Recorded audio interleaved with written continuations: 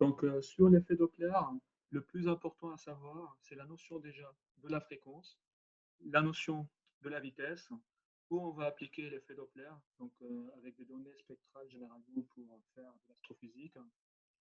Du coup, généralement aussi, on l'utilise pour, au niveau de la détection des vitesses pour les automobilistes, pour voir s'ils dépassent une certaine vitesse ou pas.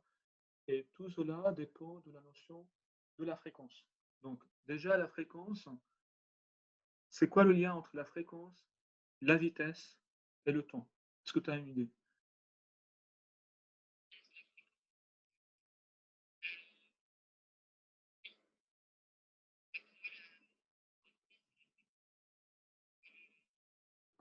Donc, voilà, la vitesse, c'est généralement c'est des distances sur le temps. Donc ça, c'est mécaniquement. Quand on parle en mécanique, vitesse est égale distance sur le temps. Donc, je parcours 100 mètres durant 10 secondes.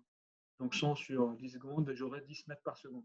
Pareil, un train qui fait Rouen-Paris, donc une distance de 120 km, en une heure, j'aurai la vitesse du train de l'ordre de 120 km par heure. L'effet Doppler, il est basé sur l'émission des ondes.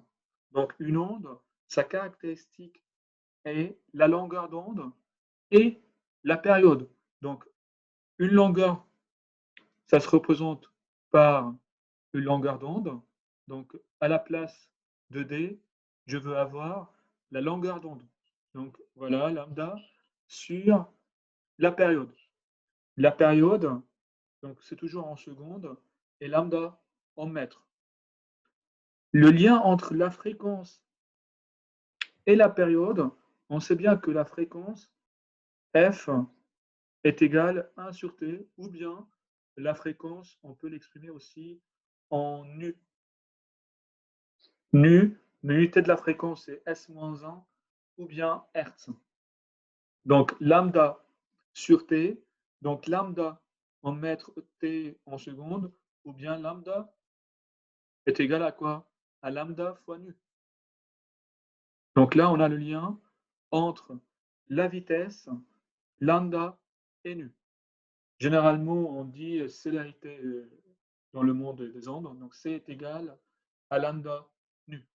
Donc ça, c'est par rapport à la notion qu'on doit savoir déjà pour l'effet Doppler. Donc il faut savoir que l'onde émise par l'effet Doppler, ce sont des ondes électromagnétiques. Donc la différence entre une onde électromagnétique et une onde mécanique, il y a deux différences très importantes. Une onde mécanique, elle a besoin de la matière pour qu'elle se propage, et elle se propage moins rapidement dans un milieu à faible densité que dans un milieu à forte densité. Ça veut dire quoi? Le son, par exemple, le son, il a besoin de la matière pour qu'il se propage. Et plus qu'il y a de la matière, c'est-à-dire plus que le milieu est dense, plus qu'il se propage rapidement. Pour cette raison, en fait, si on veut voir la vitesse. Ah mince, j'ai oublié d'enregistrer. Donc, si on va. Par rapport à la vitesse donc, d'un milieu, ou la vitesse du son dans un milieu solide, elle est beaucoup plus importante que la vitesse du son dans un milieu liquide que dans un milieu gazeux. Pour cette raison, si on veut entendre le train arriver, il suffit juste de mettre mes oreilles sur les rails pour entendre le train arriver, au lieu de les mettre dans l'air. Pourquoi? Car sur les rails, j'entends plus rapidement j'ai la l'onde qui se propage plus rapidement, donc j'aurai l'information plus rapidement que si je suis dans l'air. Pourquoi? Car l'onde sonore, qui est une onde mécanique, elle se propage plus rapidement via un milieu solide que dans un milieu gazeux. Car un milieu solide, c'est un milieu à forte densité. Donc ça, c'est la première différence. Et la deuxième différence, on avait dit que l'onde mécanique a besoin de la matière pour qu'elle se propage. Une onde électromagnétique n'a pas besoin de la matière pour qu'elle se propage. Donc une onde électromagnétique, elle peut se propager du coup dans le vide. Une onde électromagnétique, elle peut se propager dans le vide. Et la deuxième différence, c'est plus qu'il y a de la matière, plus qu'elle se propage, moins rapidement. Donc, c'est dans le sens opposé que l'onde mécanique. Donc, pour une onde électromagnétique, vitesse donc d'une onde électromagnétique, donc là, si je prends électromagnétique, donc EM, la vitesse donc dans le solide est inférieure à la vitesse dans la vitesse de propagation d'une onde électromagnétique dans un solide est inférieure à la vitesse de propagation dans un liquide est inférieure à la vitesse de propagation dans un milieu gazeux. Donc ça, c'est pour une onde électromagnétique. Pour une onde électromagnétique. Pour une onde sonore, donc une onde mécanique qui a besoin de la matière, donc pour une onde mécanique, qu'est-ce qui se passe pour une onde mécanique? Pour une onde mécanique, comme qui est une onde mécanique? Très bien, donc une vitesse dans un milieu solide est supérieure à la vitesse dans un milieu liquide est supérieure à la vitesse dans un milieu gazeux. Donc en réalité, la vitesse du son est plus importante dans le métal que dans l'eau, que dans l'air. La vitesse du son dans l'air, juste pour information, elle est de l'ordre de 345 mètres par seconde. Alors que la vitesse de la lumière dans l'air, elle est 300 millions de mètres par seconde. Donc là, on a une différence en termes d'ordre de grandeur, à savoir qu'une onde électromagnétique, sa vitesse de propagation, elle est 1 million de fois plus importante qu'une onde mécanique. Donc une onde électromagnétique, à peu près, elle a 1 million de fois plus importante qu'une onde mécanique. Donc là, c'est ce qui concerne en fait les deux grosses différences entre une onde mécanique et une onde électromagnétique. Donc toujours pour étudier l'effet Doppler, nous avons besoin d'une source qui va émettre l'onde, qui va émettre le signal, et un récepteur qui va venir recevoir le signal. Il y a deux choses à savoir, que l'émetteur et le récepteur, il peut y avoir un des deux qui est mobile, il peut y avoir un des deux qui est au repos, il peut y avoir le deux en mouvement ou pas. Donc ça, c'est aussi à savoir pour prendre en compte la notion de la vitesse. Donc on a ici la période de l'émission, c'est 1 seconde, et la vitesse de notre émetteur, elle est de 2 cm par seconde. La vitesse du tapis, elle est de 6 cm par seconde. On recherche à déterminer la période de passage des tâches déposées sur le tapis roulant devant le détecteur fixe. Donc, juste pour info, là, on a notre tapis et qui se déplace avec une vitesse, donc vitesse de l'émetteur VE, et on a également la position du détecteur. Donc, l'idée, c'est de calculer tout d'abord la fréquence FE. Pour calculer la fréquence FE d'émission des tâches, donc à chaque instant, il est en train d'émettre des tâches, c'est l'inverse de la période. Donc, c'est 1 sur TE. On sait que la fréquence, c'est en... Très bien. Donc, comme la fréquence est en Hertz, 1 sur 1 seconde, ça fait 1 Hertz. Toujours, pour mettre la période, il faut faire attention que la période, on va venir la mettre en...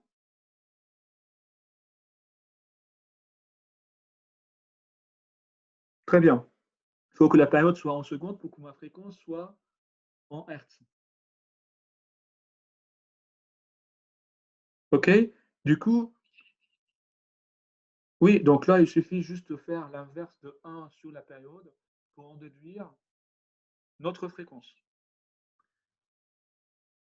Pour déterminer du coup la vitesse, donc la distance D qui existe entre les tâches, on va voir que D, comme nous avons dit, D, Donc là, on remarque que D est égal à D2 moins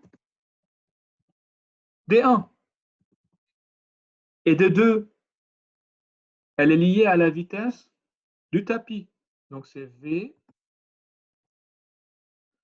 fois TE, T de l'émetteur.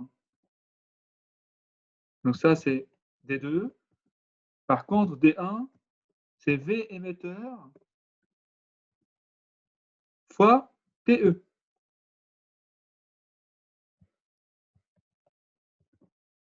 Et du coup, on peut prendre TE facteur commun.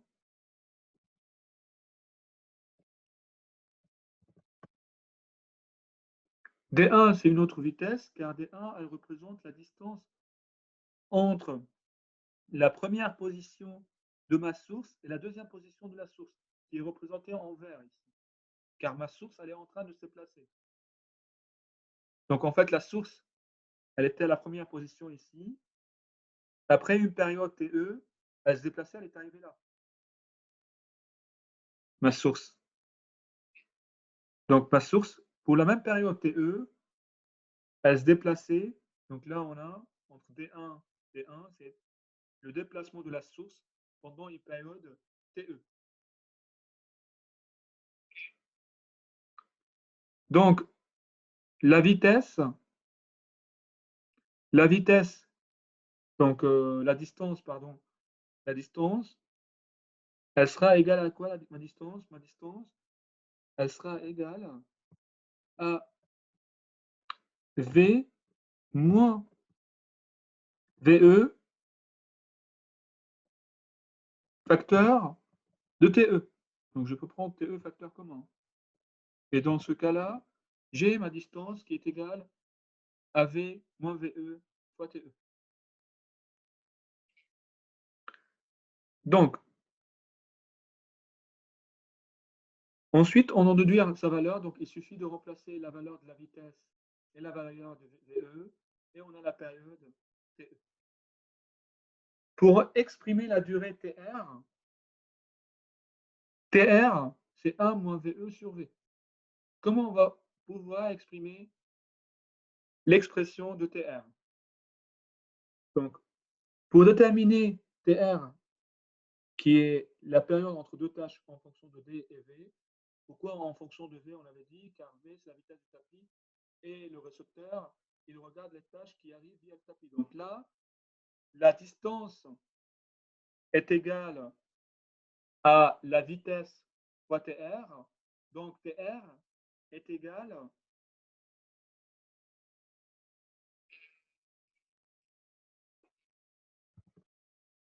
TR est égal D sur V. Du coup, donc, si on veut remonter à D, D est égal à vitesse fois TR. Et on a vu tout à l'heure que D est égal à V moins VE fois TE. Donc là, j'ai un lien très important entre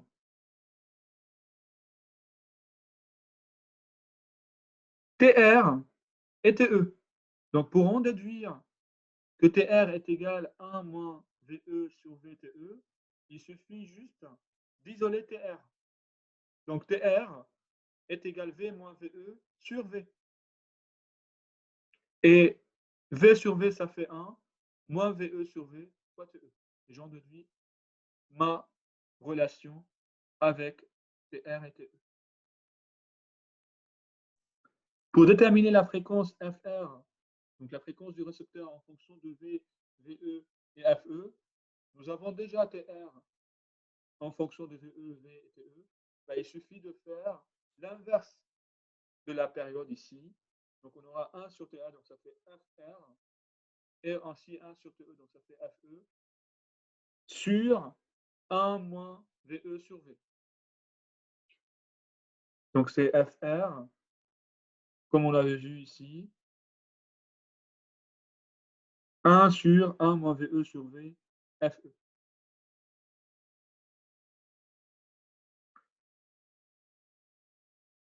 Donc là, pour résumer le cas d'une source au mouvement et récepteur au repos et exprimer le décalage de Doppler de la fréquence, donc comme on l'avait vu dans l'exemple du tapis qui était en déplacement et la source qui était dans pardon, pas la source elle était en mouvement et le détecteur, voilà, le détecteur qui est le récepteur était fixe, on avait trouvé que FR est égal à 1 sur 1 moins VE sur V fois la fréquence de l'émetteur.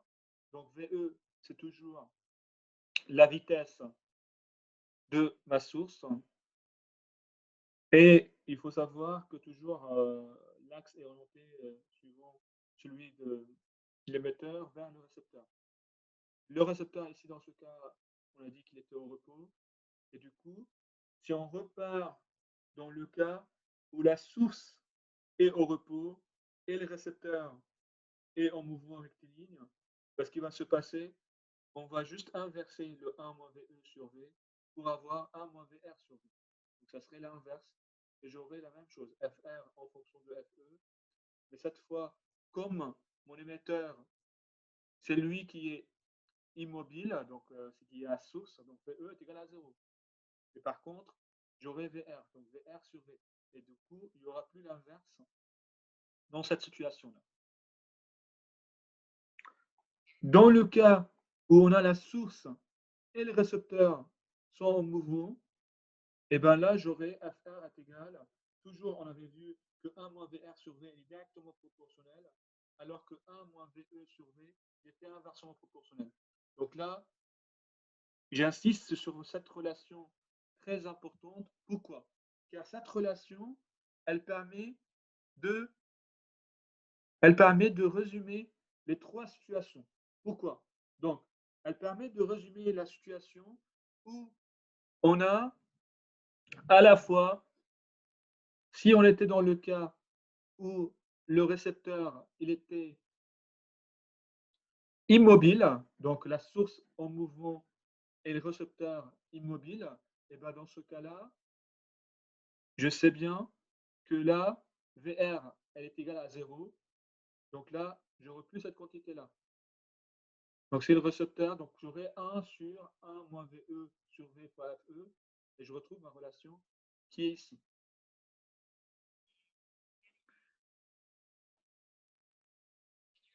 Voilà, VR est égal à 0, j'aurai 0 sur quelque chose, donc cette quantité-là c'est 0, il me reste que 1.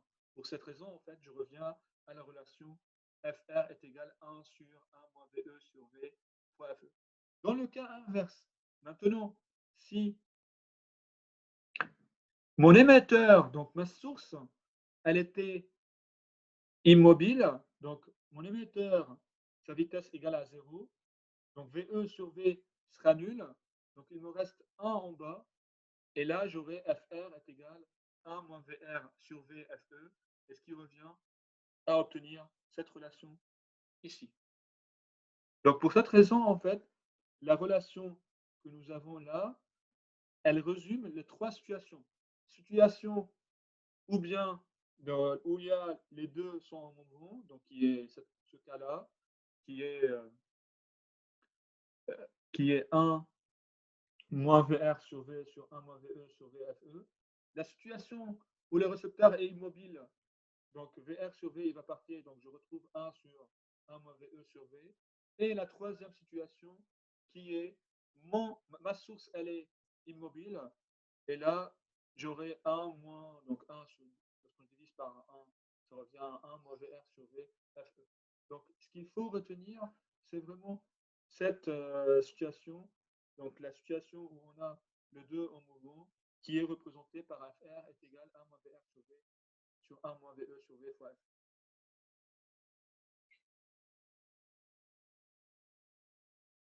Lorsqu'on est dans le cas où on n'est pas dans un mouvement collinéaire, donc la source et le récepteur, ils ont un certain angle, bah, la relation qu'on avait illustrée tout à l'heure, il faut juste ajouter le cosinus θr et le cosinus θe. Tout à l'heure, on était avec θr est égal à 0. Donc θr égale à 0, cosinus revient égal à 1. Car les deux, ils étaient collinéaires. θr et θe est égal à 0, donc cosinus 0, cosinus 0, ça fait 1. Pour cette raison, on aurait 1 moins VR sur V, 1 moins VE sur V, fois la fréquence de l'émetteur. Donc ça, c'est ce qu'on avait illustré. Du coup, ce qui revient à dire que là, c'est plus simple de retenir cette relation-là aussi que celle précédente. Car elle englobe aussi le cas où on n'est pas collinéaire. Donc, dans le cas où θr et θe, ils ont des valeurs qui sont différentes de 0. Donc, il suffit juste de faire θr différent de 0, et du coup, on en déduit cette relation-là. Donc, la relation entre la fréquence détectée d'une raie du spectre et la vitesse de l'étoile, donc là, on a le détecteur sur Terre. Par exemple, ici, dans cette situation, le détecteur sur Terre, il est égal à, il est fixe, hein, donc il n'est pas mobile. Donc sa vitesse VR est égale à 0. Et la vitesse de l'émetteur, donc mon étoile, elle est en train de se propager à la vitesse qu'on. Donc la relation, toujours, on applique la même relation qu'on avait déterminée tout à l'heure pour n'importe quel mobile, pas forcément au niveau des étoiles, mais là c'est une application plus en astrophysique, hein. Donc, là, si on veut déterminer le lien entre la fréquence de mon récepteur et la fréquence de mon émetteur, on avait dit que mon détecteur il est sur Terre, donc il est immobile, donc cette quantité-là, elle va s'annuler. Du coup, j'aurai juste FR est égal à 1 sur 1 moins VE cosinus θ E. Avec la vitesse, on sait bien, donc là, la place, généralement ici, c'est V. Mais là, la vitesse de la lumière, c'est la célérité de la lumière, c'est C. Pour ça, on met directement 1 sur 1 moins VE cosinus θ E, C. Donc ça, c'est pour une application astrophysique. Et comme on avait dit, l'effet Doppler, on peut l'utiliser dans la vélocimétrie optique, donc pour mesurer les vitesses des particules, ou bien par des vélocimétries ultrasons pour mesurer les vitesses des particules dans le son. Donc là, juste pour résumer un petit peu le décalage Doppler, donc il nous permet de mesurer, comme on avait dit, les vitesses des particules en mouvement, donc les globules, les spermatozoïdes, tout ce qui est inaccessible à la vitesse, donc à la vision directe. Surtout, il est accessible à des résolutions très très importantes, donc à des échelles de l'ordre de micromètres, voire nanomètres. Et également, on peut l'utiliser pour des grandes échelles, donc au niveau de l'astrophysique, donc des vitesses des galaxies. À savoir la relation la plus importante, donc c'est FR égale 1 moins VR cosinus θR sur V et VE sur cosinus θE V FE. Dans le cas où on est collinéaire, donc θR est égal à 0 et θ égale à 0, donc le cosinus I saute de deux situations. Lorsque mon récepteur est fixe, donc j'aurai cette partie, elle disparaît. Et lorsque mon émetteur il est fixe, c'est cette partie-là qui disparaît, il reste 1 moins VR cosinus θR sur V. Toujours, il faut bien illustrer le schéma et mettre le V en partant de l'émetteur vers mon récepteur. Toujours mon V, qui est ici le V, le mettre dans l'axe du déplacement de l'émetteur vers le récepteur.